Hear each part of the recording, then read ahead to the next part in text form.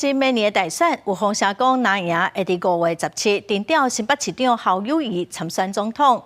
另外不曾阁正积极造势郭台铭，最近是有真侪争议的言论。伊讲毋若要伫高雄起核电厂，阁要伫台湾22个县市，一个县市拢应该有一个核电厂。也毋过伊昨暗伫面册是提出解说，嘛强调讲伊无可能遐尼无知。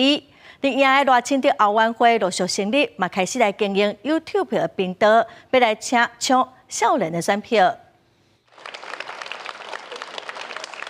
参加保成文化节活动，副总统赖清德专程参加仪式，行入基层，加上各地新来之友会陆续成立。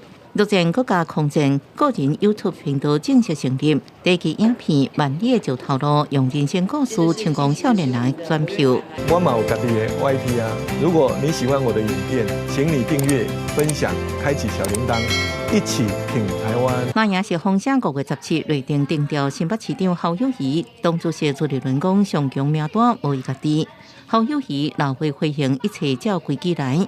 反倒当然是跨境协调成功，台北市港澳蓝营初选优秀会李干秀相督导，也带动双北的发展，这不是一件好事吗？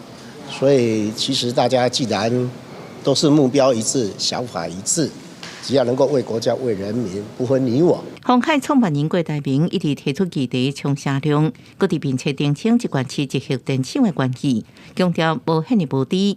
被选总统对政策思考无可能凊彩无准备。上新的破文瞄准军警小公告，批评民进党年金改革专找公务员开刀。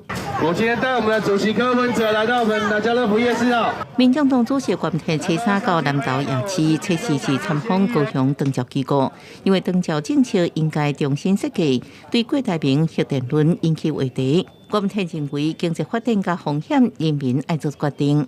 你不能说要台积电护国神山，可是护国神山很耗电，我又不要发电了，所以有矛盾了。所以在经济发展跟一定的风险之间，人民要做决定。对郭台铭批评理解，关天表示军人因为特殊性，理解应该另外处理。另外公告应增加有相关也寻求提高效率，专属制度应该爱个进步。记者综合报道。